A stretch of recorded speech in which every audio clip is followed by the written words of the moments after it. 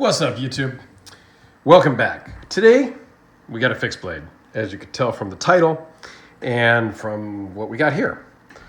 So I'm not a huge fixed blade guy. I got a couple of some older ones over here on the side for some size comparisons. But I typically do not carry a fixed blade. Okay? I have one fixed blade that I didn't bring out that I do carry from time to time. I do have a couple of neck knives that I carry from very seldom time to time. But as far as, fixed blades, not really. But my buddy Gil over at Wild About Sporting Goods sent this in with a bunch of other cool stuff. You can check him out here, wildaboutsportinggoods.com, and he has been kind enough to create a promo code for you viewers, if you so choose. And he carries Benchmade, ProTech, ZT, Boker, just a whole bunch, plethora of things. Medfords, you name it, he pretty much has a lot of it. So let's dive into this. This is a Benchmade fixed Infidel, which, frankly, I guess I didn't realize that they had until I got this box of like 14 knives and started digging through them. Right off the bat, one negative for me is this retention strap snap is really hard to unsnap. If this was just clipped onto your belt, it's a two-handed thing.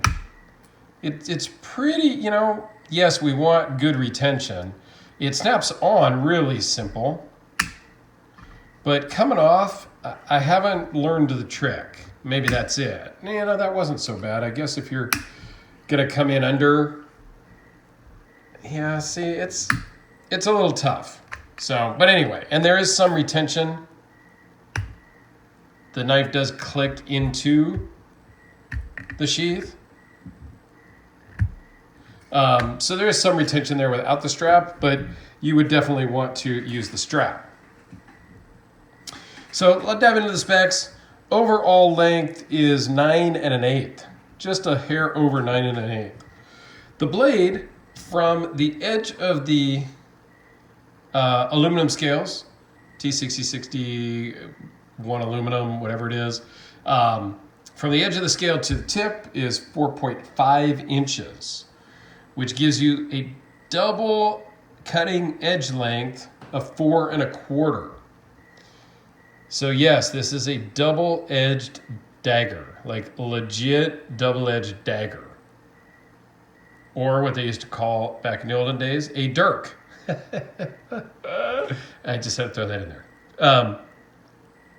So this is a D2 steel. The blade thickness, kind of here at that widest part in the fuller, kind of center piece, is 0.112. So it's a very thin blade stock to begin with. And then as they grind it down, these are very sharp right out of the box on both edges. So this is not something to, totally play around with. You have to have a little healthy respect when you have a double-edged knife in your hand or in proximity. Now it weighs in the knife alone at 5.2 ounces. Pair it together with this Boltaran sheath. It's not Kydex, but it's Kydex-esque. I'm not sure, but you can look up the Boltaran and tell the differences between the two, I guess. Together, it's 7.6 ounces. So the handle overall thickness is 0.493. So all in all, it's a pretty slender knife, but it really locks in your hand very well and feels good in the hand. So this could definitely work in kind of that tactical type of situation. I could see this on a, take the belt clip off and just strap this to some molly webbing, kind of like this on a shoulder, like a suspender type of, belt on your web gear. That would be really a nice knife and a good location for that. All in all, I think this is pretty cool. It just has a couple screws here that go through the tang to hold the other scale in. So if you did need to take this apart in the field and clean it out, it would be quite easy to do.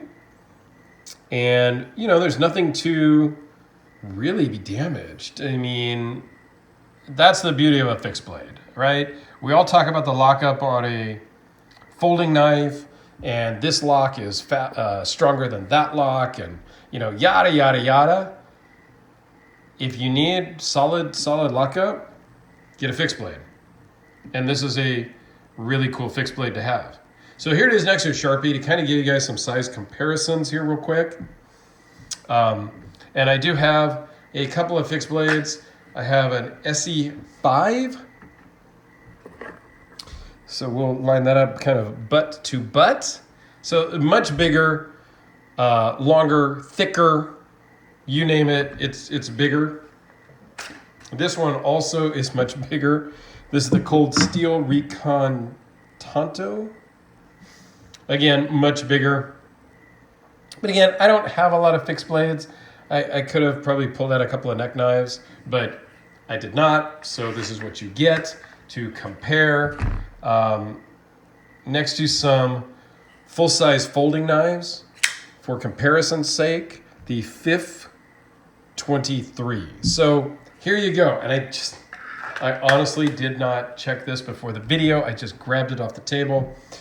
And legit, these are the same size in overall length. Wow. That's kind of interesting. Yeah, overall length, almost identical.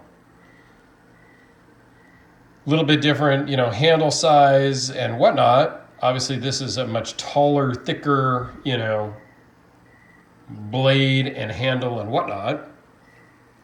But yeah, that's kind of interesting that those are virtually identical size. How about next to a couple of normal size knives? Again, the Spyderco Delica.